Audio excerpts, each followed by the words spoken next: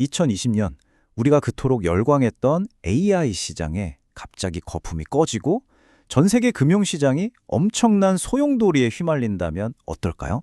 좀 충격적인 시나리오죠. 오늘 바로 이 예측을 담고 있는 한 심층 분석 보고서, 그 속을 한번 자세히 들여다보겠습니다. 자, 이 보고서가 딱 지목하는 날짜가 있어요. 바로 2026년 3월 3일. 바로 이날 전 세계적인 위기들이 마치 약속이라도 한 것처럼 한꺼번에 터져버리는 거죠. 보고서는 이걸 퍼펙트 스톰, 즉 모든 위기가 겹치는 최악의 상황이 시작되는 변곡점이라고 경고하고 있습니다. 네, 그래서 보고서가 어떤 순서로 이 이야기를 풀어가는지 한번 보시죠. 먼저 퍼펙트 스톰이 어떻게 오는지, 그리고 그 여파로 AI 시장이 어떻게 재평가되는지, 또 글로벌 시장과 에너지, 통화 시장은 어떤 충격을 받는지, 그리고 최종 결론까지. 자, 하나씩 따라가 보겠습니다. 자, 첫 번째 파트입니다. 퍼펙트 스톰의 도래.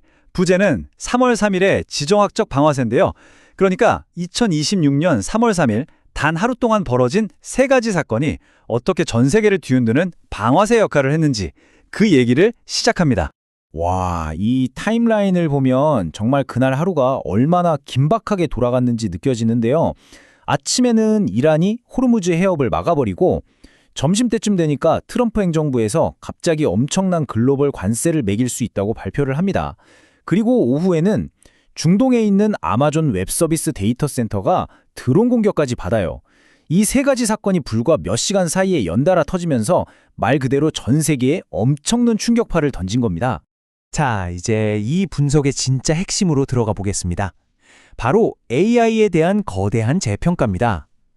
지금까지 모두가 AI는 미래다 하면서 맹목적인 낙관론에 빠져 있었잖아요.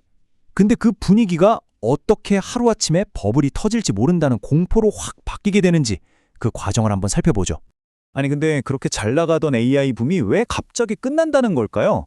보고서는 여기서 아주 중요한 질문을 던집니다. 그리고 그 답이요, 기술이 부족해서가 아니라는 거예요. 오히려 두 가지 근본적인 변화 때문이라고 지적하는데 그게 바로 제도적 통제, 그리고 물리적인 병목 현상입니다. 첫 번째 변화, 바로 제도적 통제라는 건데요. 이게 무슨 말이냐면 기술 개발이 이제 기업의 자유로운 혁신이 아니라 국가의 이익, 특히 국가 안보의 문제로 넘어가 버렸다는 겁니다. 보고서는 펜타곤이 AI 기업인 엔스로픽을 블랙리스트에 올리고 또 오픈 AI와는 비밀리에 계약을 맺은 사건을 그 증거로 들고 있어요. 즉, AI가 이제 순수한 기술이 아니라 국가 안보 자산이 되면서 그동안 AI 붐을 이끌었던 그 뜨거운 시장 경쟁의 불씨가 꺼지기 시작했다. 이런 분석인 거죠. 여기에 또 조지 소로스가 얘기했던 재기성 이론이라는 개념이 등장합니다. 이게 좀 어려워 보이지만 간단해요. 시장의 인식이 실제 현실에 영향을 준다는 건데요. AI가 이제 국가 통제를 받네? 그럼 더 이상 혁신적인 건 안 나오겠네? 이런 인식이 시장에 쫙 퍼지는 거예요. 그럼 투자자들이 어떻게 하겠어요? 당연히 돈을 빼기 시작하겠죠. 이런 부정적인 인식이 진짜로 시장을 무너뜨리는 그런 악순환의 고리가 만들어진다는 겁니다. 그리고 두 번째 충격, 바로 하드웨어, 즉 반도체 공급 문제입니다. 여기 보이는 숫자 7만 5천, 이게 뭘 의미하냐면요, 미국이 중국에 특정 기술 기업 한 곳에 팔 수 있는 엔비디아 H200 칩의 연간 상한선이에요. 이게 왜 중요하냐면 사실 그동안 AI의 폭발적인 성장은 거의 무한에 가까운 반도체 공급이 뒷받침되었기 때문에 가능했던 거거든요. 그런데 이렇게 공급망에 딱 제동이 걸리니까 AI 산업의 성장 공식 자체가 뿌리부터 흔들리게 된다는 게 이 보고서의 아주 핵심적인 주장입니다. 자, AI 버블 붕괴는 그저 시작일 뿐이었습니다. 이제 그 충격이 도미노처럼 전 세계 주식시장으로 번져나가는데요. 보고서가 그리는 시장의 미래, 한번 보시죠. 좀 암울합니다. 먼저 세계 경제의 중심, 미국 시장부터 볼까요? AI 기술주 거품이 꺼지는 동시에 트럼프 행정부의 새로운 관세 정책 때문에 스태그플레이션 우려가 커집니다. 스태그플레이션, 그러니까 경기는 나빠지는데 물가는 오르는 최악의 시나리오죠. 이 두 가지 악재가 겹치면서 S&P 500 지수는 15에서 18% 정도, 기술주 중심의 나스닥은 무려 20에서 25%까지 크게 하락할 수 있다고 이 보고서는 내다보고 있습니다. 그런데 보고서는 사실 미국보다 다른 나라들이 더 위험하다고 경고해요.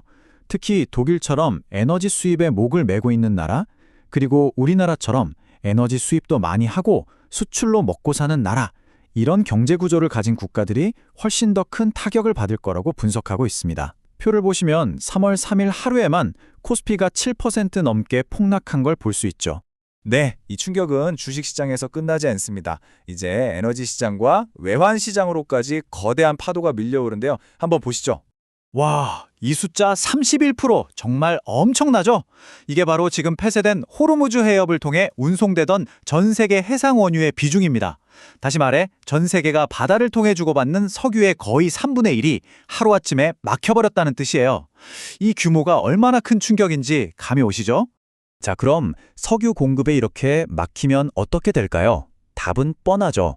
에너지 가격이 폭등합니다. 보고서는 서부 텍사스산 원유, WTI 유가가 배럴당 100달러를 가뿐히 넘어 110달러까지 갈 수 있다고 보고요. 천연가스나 석탄 가격도 엄청나게 뛸 것으로 예측합니다. 이건 결국 전 세계 경제에 어마어마한 인플레이션 압박을 주게 되는 거죠. 이렇게 전 세계가 불안에 떨 때 돈은 어디로 갈까요? 보통 가장 안전하다고 생각되는 곳으로 몰리게 마련이죠. 보고서는 바로 이런 안전자산 선호 현상 때문에 미국 달러의 가치가 크게 오를 거라고 예측합니다. 반면에 우리나라 원화나 유로, 중국 위안화 같은 다른 주요 통화들은 달러 대비 가치가 크게 떨어지면서 상당한 압박을 받게 될 거라고 전망하고 있습니다. 원달러 환율이 1,500원을 향해 갈 수 있다는 예측도 보이네요. 자, 그럼 이 모든 분석을 종합해서 내리는 최종 결론은 과연 뭘까요? 그리고 이 거대한 약세장, 즉 베어마켓으로의 전환에 우리는 어떻게 대비해야 하는지 보고서가 제시하는 전략적인 결론을 한번 살펴보겠습니다. 네, 결론은 아주 명확합니다. AI 붐은 이제 끝났고 버블이 터지는 단계로 들어섰다는 것, 그리고 전 세계는 스태그플레이션에 빠질 가능성이 높다는 것, 주요 주식시장은 15에서 25% 정도의 조정을 겪을 거고요. 반대로 미국 달러는 강세를 보일 거라는 전망입니다. 여기에 Z세대의 디지털 피로감 같은 사회적 현상까지 겹치면서 AI의 성장세도 둔화될 거라고 보고요. 결국 이 모든 걸 종합해보면 2026년 남은 기간 동안 시장은 길고 힘든 약세장, 즉 베어마켓으로 들어설 거라는 신호라는 거죠. 이렇게 암울한 전망 속에서 보고서는 우리의 투자 전략도 완전히 바꿔야 한다고 주장합니다. 지금까지 시장을 이끌어왔던 기술주나 성장주 같은 자산의 비중은 줄이고요. 대신에 전통적인 에너지 기업이나 방위 산업처럼 이런 위기 상황에서 강점을 보이는 소위 방어주나 인플레이션을 해지할 수 있는 자산 쪽으로 포트폴리오를 재조정하는 걸 고려해봐야 한다는 겁니다. 보고서 결론에 나오는 이 문장이 모든 상황을 압축해서 보여주는 것 같습니다. 시장은 이제 순수 민간 부문 혁신의 붕괴, 글로벌 에너지 쇼크, 그리고 새로운 무역 전쟁의 시대라는 현실과 씨름해야 한다. 정말 이전과는 완전히 다른 세상이 열렸다는 그런 구조적인 변화를 이야기하고 있죠. 결국 이 보고서는 위기로 완전히 재편된 세상을 우리 눈앞에 그려주고 있습니다. 그리고 우리에게 마지막 질문을 던지죠. 이렇게 갑작스럽게 닥쳐온 미래, 우리는 과연 어떻게 준비해야 할까요? 이 질문을 여러분께 남기면서 오늘 분석은 여기서 마치겠습니다.